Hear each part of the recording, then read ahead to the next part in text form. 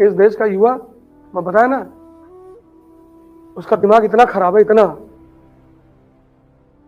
स्त्री की इज्जत नहीं कर सकता वो कि हमारी बीवी परेशान की है। सबकी करती है। बीवी को भगवान ने भेजा ही है परेशान करने के लिए, वो भगवान की रिप्रेजेंटेटिव है। तो गए थे लेने, कोई तुम्हारा अपने तो कोई बीवी है किसी घर आती नहीं कि दरवाजा नॉक किया, भैया हम तुम्हारी बीवी बनने आए।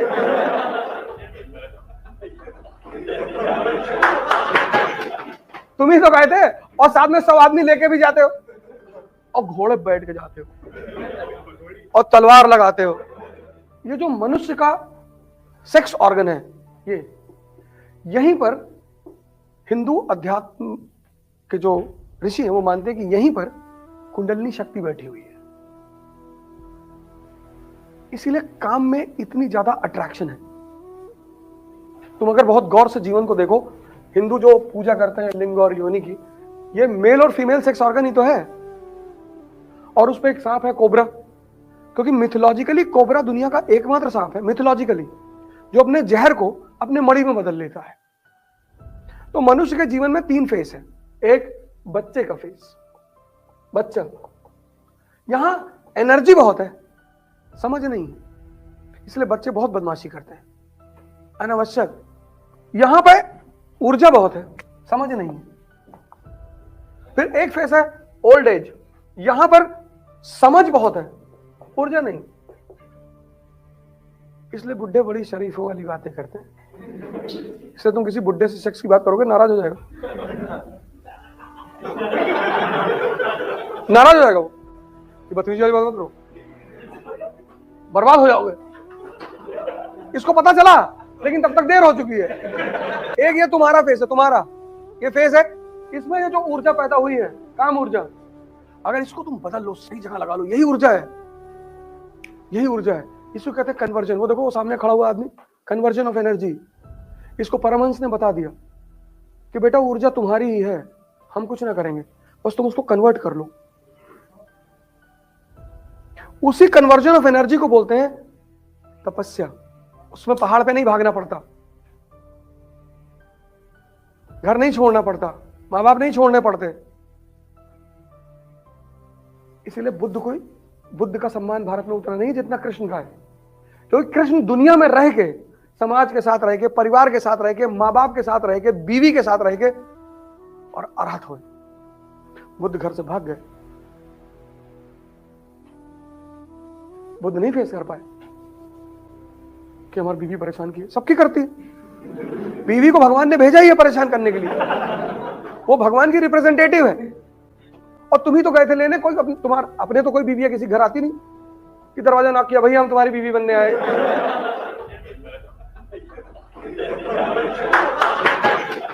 तुम ही तो गए थे, और साथ में 100 आदमी लेके भी जाते हो, और घोड़े बैठ के जाते हो, और तलवार लगाते हो, तो सोचती कि कोई दमदार आदमी है।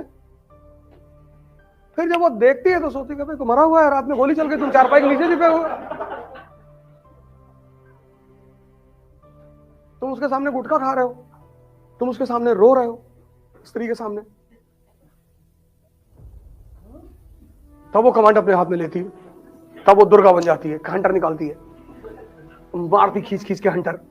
तब तुम कहते हो कि भगवान बहुत परेशान हो रहे हैं, तो लेकर भी तो तुम ही आए हो, तो तुम तो सोचे थे मजा लेंगे, और दांव पड़ गया उल्टा। अब तुम भाग भी नहीं सकते। कानून,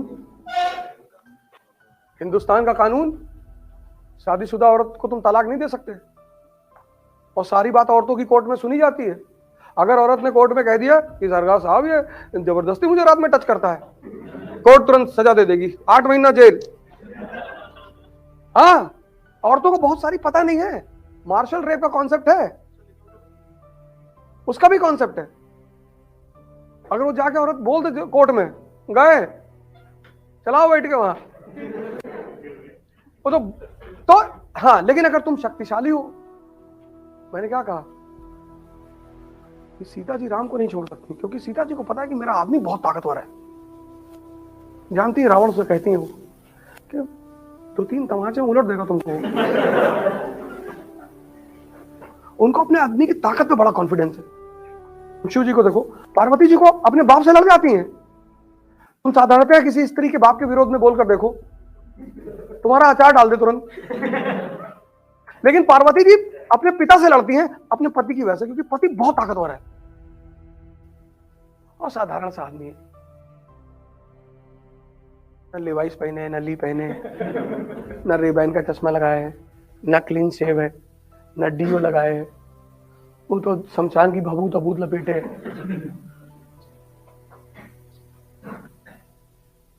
डीओ वो लगाना चाहिए, ऐसा नहीं नहीं लगाना चाहिए, लगाना चाहिए, अच्छी बात है। इस देश का युवा, मैं बताया ना, उसका दिमाग इतना खराब है, इतना, स्त्री की इज्जत नहीं कर सकता वो। को बहन बनाना जरूरी नहीं है, लेकिन इज्जत तो कर सकते हो।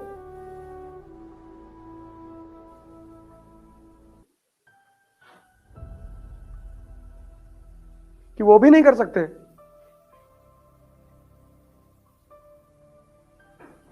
इस देश की सबसे खतरनाक बात क्या है? इतनी आदर्शवादी बातें यहां के लोग करते सब, क्या हिंदू मुसलमान, तुम इनसे बात करो बैठ के, अरे बाप रे बाप, तुमको लगा कि मैं ही जलील आदमी हूं इस दुनिया में। ये लोग बहुत अच्छे हैं, कोई चंदन लगाया है, कोई यहां तक दाढ़ी बढ़ाया है, और 5 रुपए सड़क पे देख लिए पैर पर रख के खड़ा है।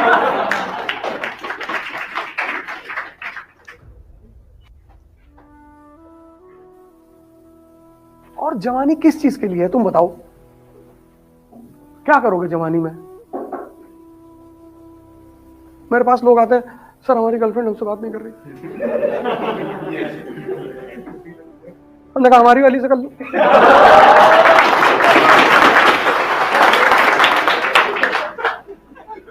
कौन सी वाली से करोगे? जो इंडिया में उनसे करोगे, बाहर वाली से करोगे?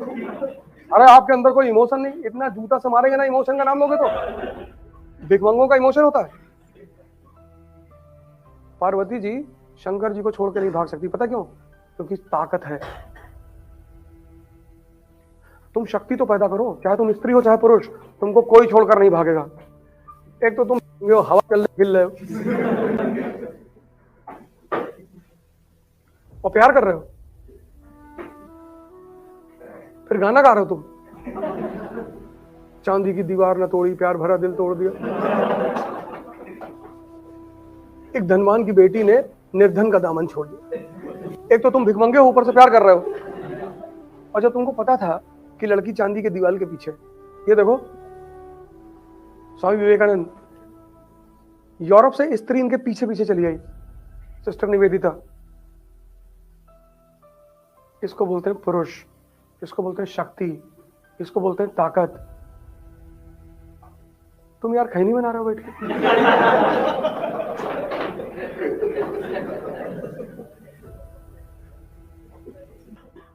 ये देख रहा हो, ये व्यक्तित्व की कहानी है।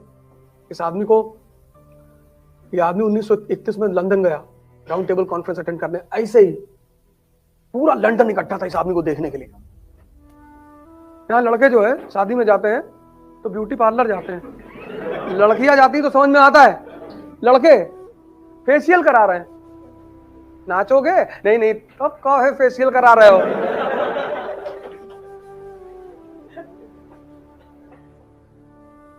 आदमी को साफ सुथरा होना चाहिए, उसके कपड़े साफ होने चाहिए, उसको नहाना चाहिए। ऐसा ना हो एक शर्ट 25 दिन पहले क्लास में आके बैठ गया, बगल वाला बेहोश हो गया। आदमी को हाइजीनिक रहना चाहिए। तुम क्यों जाओगे यार फेशियल कराने? लड़के क्यों जाएंगे फेशियल का? क्या जरूरत है फेशियल कराने? हमारा लखनऊ में एक नाई है, वो दोस्त है मेरा, हमारे साथ किसी जमाने में लखनऊ यूनिवर्सिटी में पढ़ा है। तो एक बार हमको बुलाया अपने सैलून पे, कहा बॉस आज तुम्हारी ब्लीचिंग करेंगे। हम कहते तब शादी भी कराना।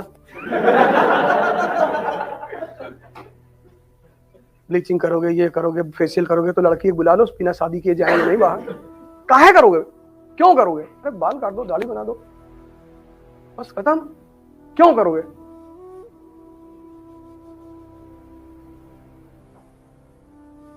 तुम नाहक में परेशान रहते हो।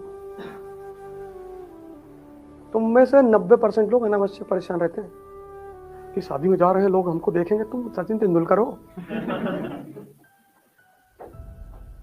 किसी की शादी है, पैंट शर्ट डाल लिया, जैकेट पहन ली, चले शादी न्योता दिया, खाए, चले